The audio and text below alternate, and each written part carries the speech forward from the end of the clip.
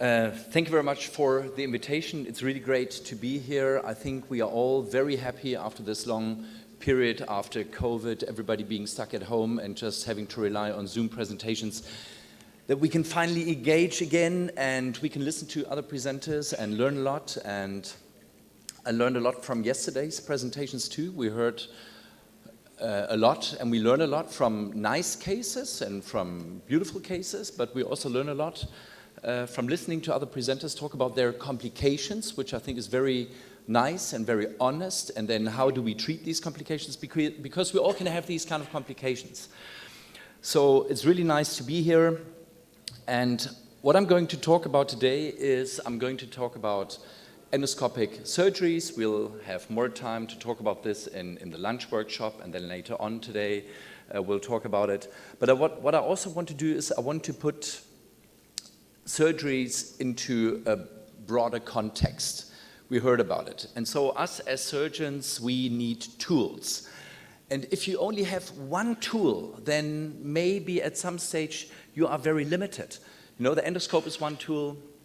Maybe we need a microscope, maybe we need navigation, maybe we need to do thoracoscopic surgery, sometimes we need to do abdominal approaches, sometimes we need navigation and so on. So if you only have one tool, that's not so good for you, because if you have a complication, maybe you also need to convert. You need to be able to also do other surgeries. So, and maybe also not the best solution for the patient if you try to address every single problem with the same technique. You know, there is a saying in German, it says, if you only have a hammer, then everything looks like a nail. And there is some truth in that, you know, we need to be flexible. So that's what I'm going to talk about here, because if you look at these pictures, we have varying degrees of different pathologies. Sometimes the problem is the disc degeneration, sometimes it's a deformity, sometimes it's the neck pain, sometimes it's the arm pain, the radiculopathy, the neurological problems. So, and we have a big mixture of varying degrees of these kinds of pathologies.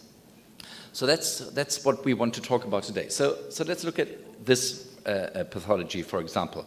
You know, the endoscope is nice and the microscope is nice, and everybody here obviously has an interest in trying to stay minimally invasive. That's the ultimate goal, but what I'm also going to say is sometimes we have to go bigger. Sometimes maybe the small treatment, even if you want it, maybe it's not the best what that particular patient needs.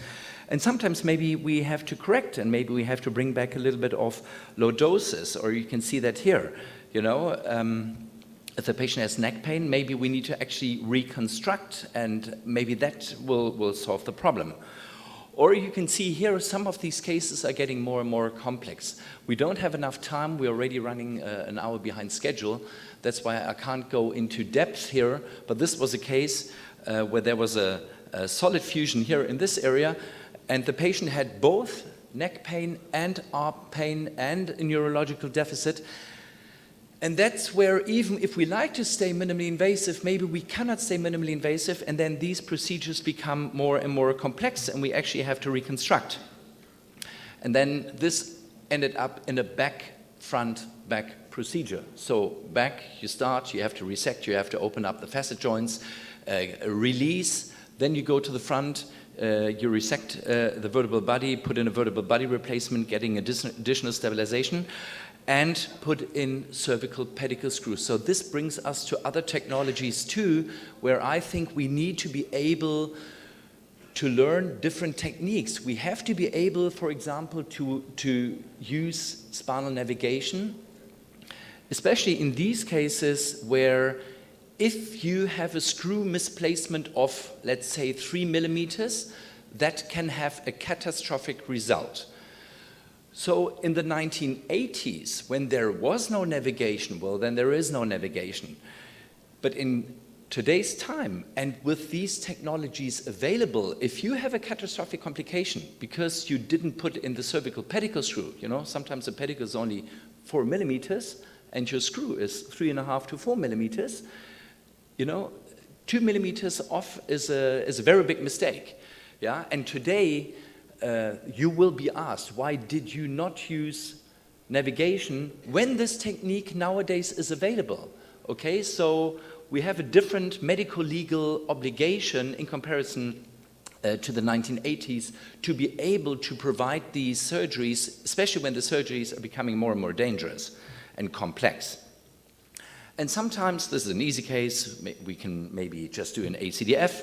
Sometimes we can do a cervical disc replacement, which also has a lot of advantages. And sometimes you can see here, we can do combined procedures. So we are very flexible. And actually, it depends on what patient are we treating. Is it a tumor case? Is it a deformity case? Does the patient have cervical neck pain? Does he have arm pain? Is it neurology? Is that the problem? Do we need to reconstruct lordosis? So these are all these factors, okay? And sometimes we need to do complex surgeries. But what I'm talking about now is, what about those patients that only have a single level problem? You can see one nerve root that is affected. And maybe we have something smaller with today's technologies, how we can treat these patients really elegantly. And this is, I think, the endoscope is very, very elegant for some of these patients where the endoscope comes in. So you can see here from our OR setup, we are quite spoiled in Munich. We've got these nice 4K screens. It really brings perfect visualization from right inside the spinal canal onto large 4K screens. And then you can do surgeries like that. I mean, there are a lot of experienced endoscopic surgeons here, so that's old stuff for them. But maybe if you're not doing endoscopy on a routine basis, you can see that here. These are the optical fibers, and everything is projected from inside the spinal canal onto these large 4K screens. Everybody in the operating room can follow what you are doing. And at the end of the day, you can finish your surgeries with just a single stitch suture, which has a lot of advantages, not just cosmetically, and I'll talk about that later. Just to talk about it, just to mention it, there are possibilities where you can also work endoscopically anteriorly. You can see here, it's a contralateral approach. And this is then how you do it. You can see this here on the images. And then, but what you can see here already is you have to go through the disc in order to reach the pathology, which in my eyes has a number of disadvantages too. And because later on this will accelerate disc degeneration and so on. And then maybe you have to do a fusion at a later stage, so you can see that here. But it is possible. But I have to admit, even though I like the endoscope very much, the anterior endoscopic approach, for me personally, is not my favorite choice. If you look at the anatomy here too, you know, there are very vital structures. You've got vessels here, big vessels. You've got the esophagus. A lesion of the esophagus is absolutely catastrophic. Yeah, and we get to a point where, let's say, a 1% complication rate is not acceptable. 1% sounds very low, but a 1% possible complication rate to injure the esophagus is not acceptable. Okay, so that's where I think, for me, the risk of 1% injuring a vessel here or the esophagus is not acceptable. So this is one of the reasons why I prefer to stay on the safe side. And here I would rather choose posterior approaches or some of the other techniques that you've seen here in the past. But what I'm talking about now is the posterior endoscopic approach. And this is one of the techniques 15 years ago that I saw, and I thought, this is such an elegant surgery. I really want to learn how to work with an endoscope. And I will show this to you here. And this, if you start working endoscopically for posterior foraminotomies, this is, I think, a perfect beginner's case. That was a female patient, quite heavy, over 100 kilograms, okay, which we all know. If you work with open techniques, increasing weight of the patient is quite challenging, not so nice. This is a far lateral disc herniation. It's a fresh herniation. You can see it's very white on the T2 weight images, so there's still a lot of fluid. And the patient had quite a pronounced motory deficit, so I think clear indication to do the surgery. And you can see here, actually, the most difficult part of the surgery is to find the right level also, because the lateral X-ray is quite challenging. I went to China, looked at some clinics there. They were very fortunate. They have a robot. you know? So the robot puts the K-wire over your interlaminar window, puts the K-wire there, and then you can immediately start the surgery. That's very nice. If you have to rely on the traditional X-ray, then it's very challenging in these heavy patients to find the right level. Okay, so that's actually the most difficult part of the surgery. Okay, but then I'll show you surgery, how this is done. So you can see here, there's the lamina. We have all the instruments that we need. Okay, this is my preferred choice. You know, you can go cranially and you can detach the yellow ligament from underneath the lamina. Then you expose the dura, you visualize the nerve root, and this is what you need to see. You need to always have a clear visualization of the anatomical structures, and that then makes the surgery safe. If you can't really see if it's bleeding, there is still some yellow ligament, you know, is this maybe nerve or is it not? That's when the surgeries become dangerous. So you really need to always have full anatomic orientation. Like this here, and then you can finish the surgeries. And here you can see at the end of the surgery, what I like to do, sometimes you can instill a little bit of cortisone, you know, and that makes it a little bit easier for the patient's post-operative recovery. So one talk that we saw yesterday, which I thought was very nice, it showed sometimes really problems with intraoperative bleeding when you use open techniques or microsurgical techniques.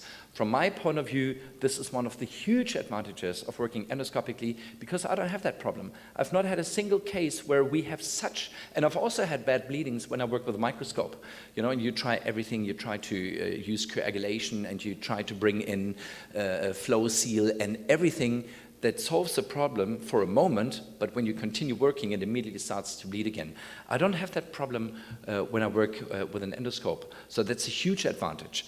Okay, that's just another case, just to show you, you see the dura, you see the nerve, you take out big fragments, and at the end of the surgery, you can see the nerve root, and then you can see that the nerve and the neurostructures have been fully decompressed.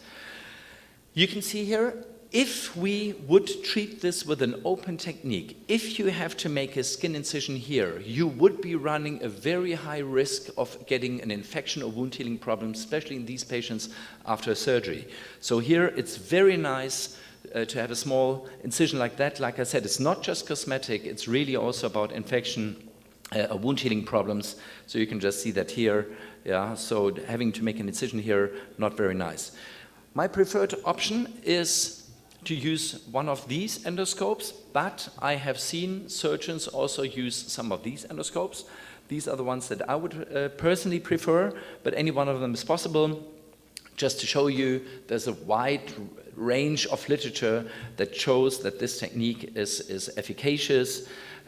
We have all the advantages of MIS surgery. I don't need to talk about it in detail. Everybody here knows that. But for me, what I would like to point out, if we can preserve the disc and we only take out a fragment that is causing the patient's problems, that's really minimally invasive, and that ultimately is a real motion-preserving technique, which is what we like. So, to summarize, the endoscopic posterior foraminectomy is a very good treatment option for far lateral disc herniations. You can fully decompress the neuroforamen. It's a true motion-preserving technique, and the risk of blood loss is minimal. So from my point of view, I think that this really, in the whole armamentarium of surgical techniques that we have, and which I wanted to point out, this is the one that's really elegant technique for the decompression of cervical monoradicular compression syndromes. So thank you very much, and thanks once again for inviting me to PUNE.